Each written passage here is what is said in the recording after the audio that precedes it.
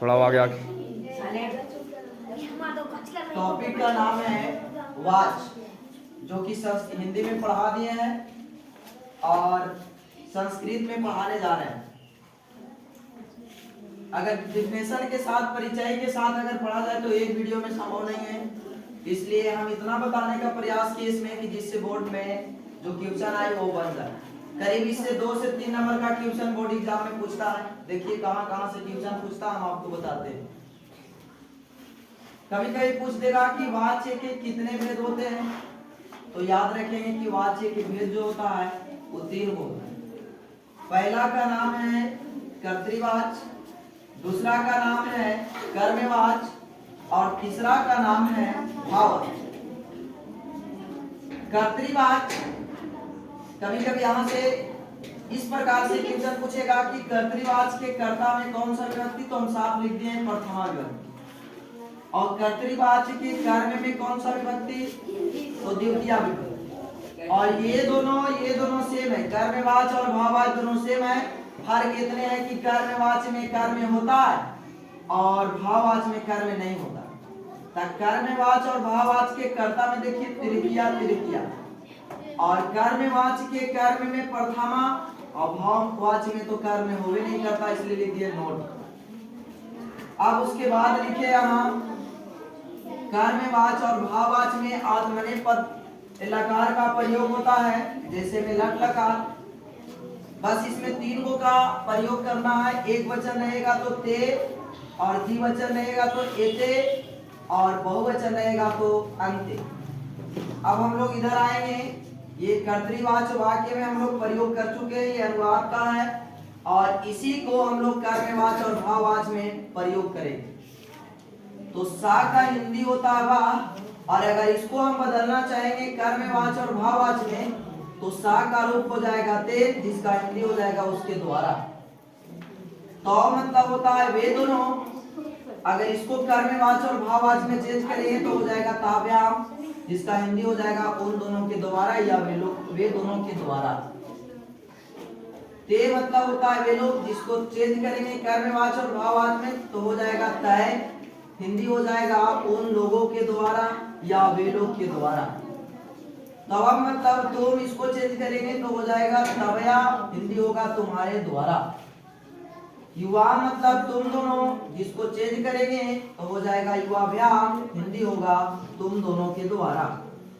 युयम मतलब तुम लोग, इसको चेंज करेंगे तो हो जाएगा युष्माभि, हिंदी होगा तुम लोगों के द्वारा। अहम मतलब मैं, इसको चेंज करेंगे तो हो जाएगा मया, हिंदी होगा मेरे द्वारा। आवाम मतलब हम दोनों, जिसको चेंज करेंगे हो जाएगा आवाभ्याम, हिंदी होगा हम दोनों के द्वारा। वया मतलब हम लोग, जिसको चेंज करेंगे हो जाएगा अस्माभि, हिंदी होगा हम लोगों के द्वारा। ये मोहन एक पुल्लिंग शब्द है और इसका प्रथमा विभक्ति में सिर्फ विसर्ग लगाया जाता है, और इसको अगर हम चेंज करेंगे तो हम जानते हैं कि कर्तृवाच्य के कर्ता में प्रथमा और कर्मवाच्य और भाववाच्य के कर्ता में तृतीया।